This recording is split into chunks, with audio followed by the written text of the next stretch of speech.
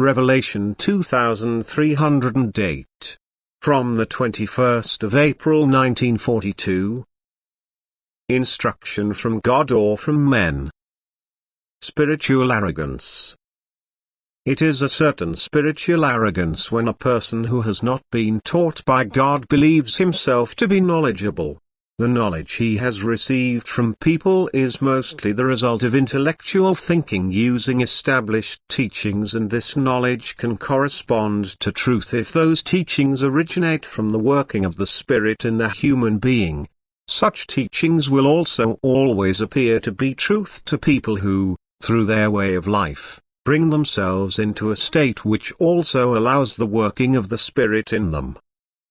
But as soon as the latter has become impossible due to the non-fulfillment of the conditions which are a prerequisite for the working of the Spirit in the human being, pure truth will be interspersed with error, because then the human being will also allow access to those forces which fight against the truth.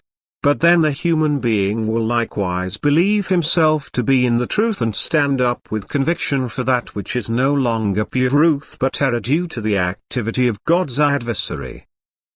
If this person were enlightened by God's Spirit, he would have to recognize where the adversary's activity begins, and thus he would absolutely have to reject that which is not divine spiritual activity. But he will not be able to replace the working of the Spirit with mere intellectual research, which he, however, believes, and this is spiritual arrogance. This is spiritual arrogance, which again prevents the penetration into truth.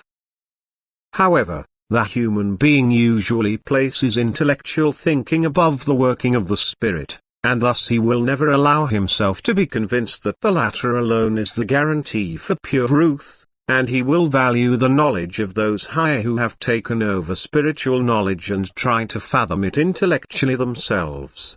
Intellectual thinking can never be equated with the working of the Spirit, for it is always human working in contrast to divine working, which understandably has to be assessed quite differently. But as long as the human being does not recognize the working of the Spirit, he cannot be given complete clarification about questions concerning eternity.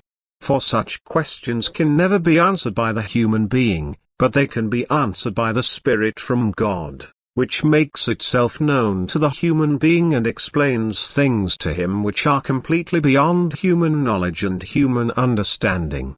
The Spirit from God, however, never errs and can never be explained by the working of evil forces, which is why knowledge gained through the working of the Spirit indisputably surpasses intellectual knowledge and is the only guarantee of pure truth.